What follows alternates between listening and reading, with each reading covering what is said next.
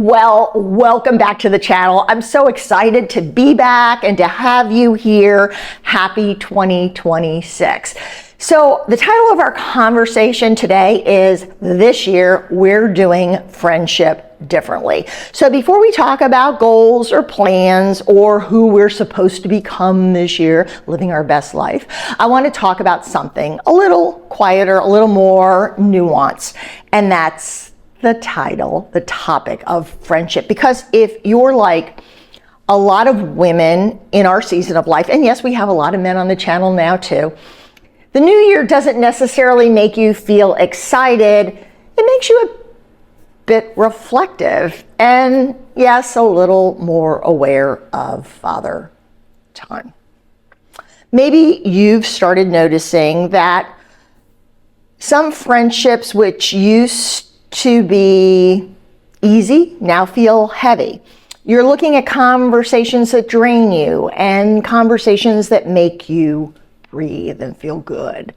You know, we've just survived the holidays. Oy, oy, oy. So it's a good reminder of who we enjoy being around and who we're glad to see once, twice, maybe 3 times a year, only when necessary. I call them special occasion friends. And yes, I use the word friend very loosely here. You know, this year, we're not forcing connections. We're not over-explaining our needs, our wants, our feels. We're not going to shrink ourselves to keep friendships alive that no longer fit our lifestyle, maybe that have become habitual versus intentional. So this year we're doing friendship differently. That's going to be our goal. And if you've been here, part of our community for a while, you know that this channel isn't about fixing yourself or anyone else. It's about trusting yourself. So yes, we do acknowledge that it takes 2 to tango, or if you've got 3 friends or 4 friends or 5 friends, it's all got to be in sync. But we're here to say that it's our life and we get to make the choices about how we want to spend it. Who with and who without, or how to limit that. And if you're new here, I really do want to welcome you because this is a space for women who are redefining connection. We realize that peace matters more than being liked. And yes, we deal with those flying monkeys, those mean girls. And yes, we talk about outgrowing friends as we continue to live our best lives, whatever your life looks like for you. So we step into this new year together and let's talk about what friendship can look like when it's built on honesty, not obligation. So stay with me and let's look at that a little deeper. So I've been thinking a lot about this. I'm going to share at the end about my Thanksgiving because it was a little weird this year. But here's the truth that most of us don't say out loud. Friendship changes because we change. They change. Circumstances change. Life changes. Every day can be something new, something different. Nothing stands still. And change can be sudden. It can take years. As I mentioned, we can be in a friendship out of habit, but didn't notice how much it was changing because we grew, we learned, we stopped tolerating things that we once just brushed off, just accepted. But somewhere along the way, some friendship stopped feeling like home, like a safe place, like a place we looked forward to being. And that can be confusing, especially for women, because I think society has trained us to be loyal at all costs, to stay, to make it work, to be the one who isn't too sensitive. But no one really prepares us for the moment when staying starts to cost us our peace. And at what point do we get to stand up for ourselves and say No. So when I say we're doing friendship differently this year, I don't mean cutting people off or burning bridges. And sometimes that's not even an option. Sometimes there's an obligation. It may be a family member, maybe an elderly parent. But I mean, we're going to listen more closely, not just to our feelings, but also to our bodies after we interact with people in our lives. Noticing who respects our boundaries and who resents them, or quite honestly, pushes back on them. So choosing honesty over obligation. And for some of us, that's going to mean fewer friendships, fewer get-togethers, but the ones we have will be better, deeper, work better for us. They will be relationships that help us learn new things, help us grow, or at least make us feel happy, maybe laugh, feel comfortable. But for others, it may mean, grieving connections that once mattered a tremendous amount to us, but not letting that grief turn into self-blame when something didn't work out. And for many of us, it means finally admitting something we've felt for a long time, but we just didn't want to deal with it. And that is that not every friendship is meant to come with us into the next chapter, or certainly in this case, into a new year. Now, if that sentence landed a little heavy with you, you're not alone, because, this channel only exists because of women who are navigating that exact realization with honesty, compassion, self-respect, and yes, obviously a little self-reflection. We're not here to fix anything. We're here to live our best senior year. So think of this video as the beginning, not a one-off conversation. And throughout January, I hope that we'll be able to go through a series of talks about what it actually looks like to do friendship differently and to be okay with it. We'll talk about recognizing when a friendship has quietly expired. We'll talk about the guilt that shows up when you start putting yourself first, or at least choosing yourself and what you do and don't want to do. And we'll also talk about loneliness and why it doesn't always mean something is wrong. That's saying I'd rather be alone than be in a place I'm not welcomed.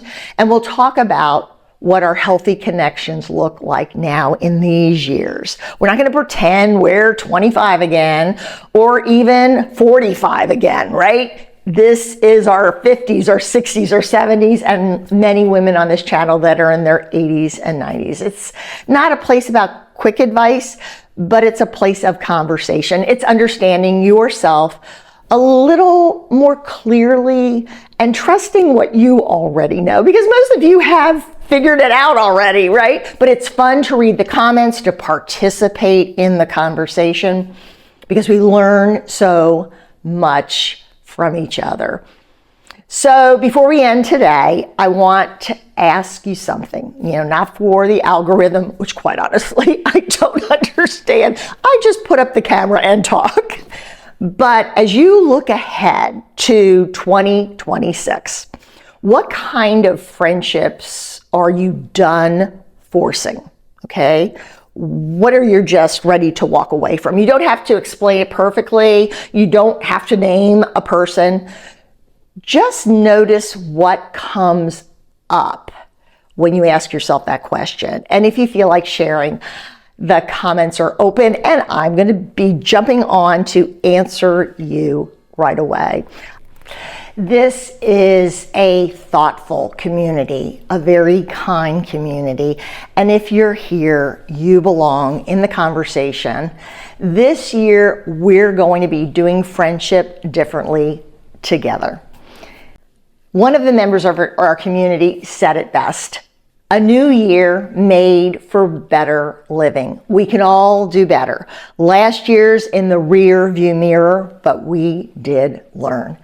Moving forward with those lessons and hopefully a lot of good videos, we can go far. And here's wishing everyone here in the community a great 2026. So, as I mentioned earlier, I would share a little bit of my weird Thanksgiving with you.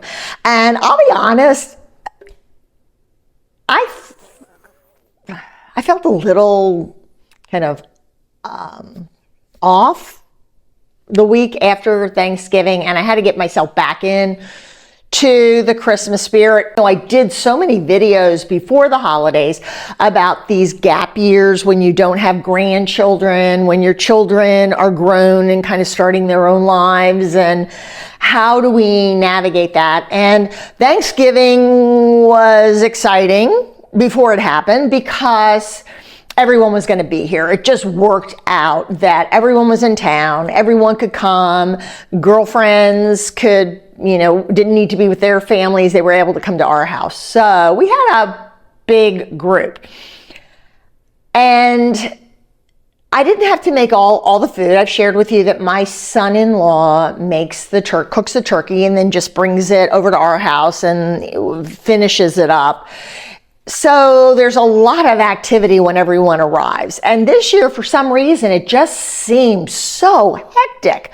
Everyone was able to sit at the table with every single solitary extender in the table. So a lot of people all came at one time. My mother wasn't feeling well. She canceled at the last minute. That made my dad very antsy the whole day is the best way I can explain it. He kept saying, I really can't stay long and I should get back to your mother. My mother wasn't ill that she needed someone by her side. She just wasn't feeling up to going out that day. So that was kind of weird. My dad didn't even stay for dessert. He just grabbed a bunch of leftovers and went home very early. Kids were great, but it just wasn't one of those holidays where we all sat around the table talking. It took longer for me to clean up than it did for us to eat. And I guess I just got in my head about the fact that, my son-in-law brought the turkey, which is wonderful. I truly appreciate it. But there wasn't that big smell of the turkey in the house. And maybe this year, for the first time, I was really conscious of that because I've shared. Since my daughter got married, I have not cooked a turkey. So it's been 6 years now. I don't know that I've ever really cooked a turkey. Maybe my husband did. But it's that smell. It's waking up early in the morning, getting it going. He made the stuffing too, so we didn't have that mess. I only made a couple of dishes. Everyone brought something. So maybe it was a lack of preparation that got me off to a weird, but again, I've done this before, I've done this before. But it was just overwhelming this year that I didn't feel that invested in preparation. And I've shared that my family, everyone lives close within, about 20 miles of each other. So maybe there was a little of that it just wasn't something special. No one was flying in, no one was driving in that we hadn't seen in a long time. There were no little ones. And all I felt like I did is everyone went home. I think, and the other thing that bugged me, I don't know about your family, but no one eats that kind of meal anymore. I've shared with you that I've changed our Christmas. Christmas, we do chicken tortilla soup now. Piece of cake. But we're still doing the traditional Thanksgiving. And some of the side dishes have morphed. But at the end of the day, this huge meal. I mean, the table was packed. And the passing and the reaching and no one really ate that much. I will tell you, in my family, everyone took home more than they ate. And I felt, I'm going to say this, it sounds selfish, but I felt like I did a whole lot of work getting ready for something, cleaning the house, setting the table beautifully, for something that was just a drive-by meal. And we're happy to see each other. And we had a Christmas puzzle, we were working on and catching up. But we see each other often. And so maybe the whole big feast thing felt forced. So while we are grateful, we appreciate each other, and this is not poor me. This is saying that some years feel off. And maybe it's a little message, someone whispering in my ear that you might want to change things up a little bit, because our reality is that we're going to see each other again this week. And, we'll see each other next week. And someone will stop in and drop something off, or, it's just our normal life. We crisscross quite often. So all that work and all that cleanup felt a little hollow to me this year.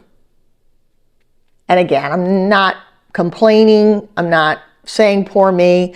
It kicked off my holiday season in a way that was a little bit off. I had to stop and reset the week after Thanksgiving and get back into the swing of things. Had a really nice Christmas. A lot of the reason Christmas is so great is because we do have that traveler that comes in. My sister, who I've shared, lives in France, and her husband, just a couple years younger than me, they make the trip over to spend Christmas with my parents every year. So Christmas Eve, we were back on track, and it was more what I'm used to. But again, the meal was a lot easier, and we kept it light. So that was my Thanksgiving. Love to hear about your holiday. Did it go the way you wanted it to? Did it leave you feeling a little down? Maybe a big part of it is expectations, because it's Thanksgiving. It's the kickoff to the holiday season, and everybody is ready and raring to go. And then it can be a little bit of a letdown. Let me know. I hope I'm not alone.